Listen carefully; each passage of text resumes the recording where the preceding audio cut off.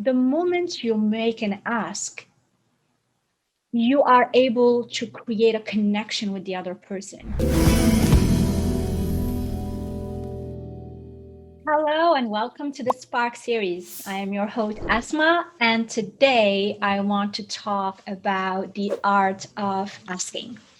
There is a lot of us that when someone genuinely asks us, what do we need? What do we want? What are we struggling with? What do we need help with? Most of us just don't answer that question. They just like, oh, I'm good. I'm fine. I don't need anything. It just becomes this very uncomfortable interaction that happens the moment someone asks us, what do you want? And what do you need help with? And I want to give you some tips to support you in changing that story.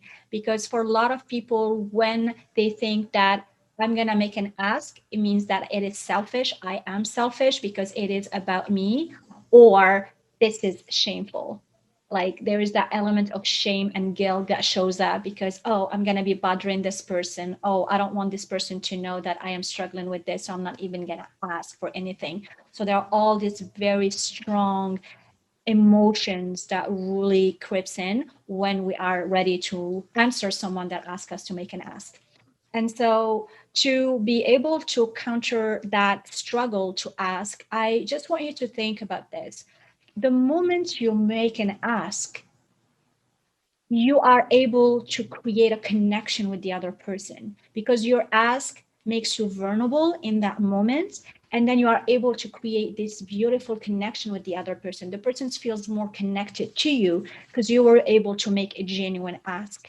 And when that connection gets created, then you are allowing them to help you.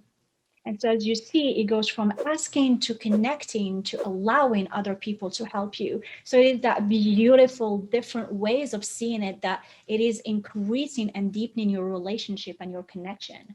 I remember very clearly when I had this idea and I start wanting to shift. I was in a mastermind with other incredible women, and someone just stood up and it's like, "Oh, I'm gonna go make tea. Asma, do you want some tea?" And the first thing that came to my mind was like, no, thank you, I'm good, which was not the case. I really wanted the tea, but in my head, I didn't want to bother her. And so I was like, oh, I'm sorry. Can I please change my answer? Yes, I would love some tea. And she replied to me right away, thank you for allowing me to serve you. I'll be more than happy to make that tea for you. I was like, oh my God. I just allowed this person to serve me and it made them feel happy and excited doing that. And so imagine all those opportunities that are lost because you didn't make an act and people all around you want to support you. So that's the first thing. And then the second one is it is not just having hard time asking, which for a lot of people have hard time, especially women. A lot of women have hard time asking, but it's there's also that other side of it of allowing to receive, right? Because there is the element of asking and there's the element of receiving. So if I go back to my story, if I didn't allow this person to give me the tea and for me to receive it, I'll just be like, no, I'm good. I'm controlling my environment. I'm controlling what I want. I don't want her to say anything. I'm good. But by allowing to receive, then I am able also to scan my environment and see more opportunities around me of how I can receive more help, how I can receive more support.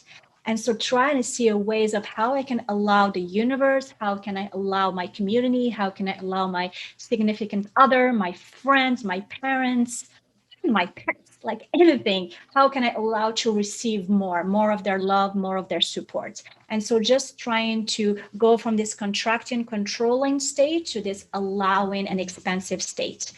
And finally, if you have a hard time asking, then ask for something small. Like, yes, I would love some tea, right? It is just a little muscle that we can keep growing day by day and just like strengthen it in order for us to be allowing to receive. Because that is very important. When we talk a lot about energies, the feminine and the masculine, about receiving, the receiving is mostly feminine, right? And so we're supposed to be receiving, not giving. It's the masculine who give, and the women, they are the element, that energy that allows to nurture and receive. And so when I say that, a lot of it like, oh no, I don't agree with that. But like, yes, when you go deep within it, it is to allow yourself to receive, because everything that you'll be able to get and like masculine energy gives you, you're able to nurture it and make it bigger and better and more beautiful. And so to finish, I just want you then to reframe your question. I want you to stop asking, how can I get people to help me? And instead, I want you to replace that and reframe it by saying, how can I let, how can I allow other people to help me? So here we go. I would love to hear what would be your ask. What was your key takeaway from this Spark video? Until the next one. Ciao, ciao.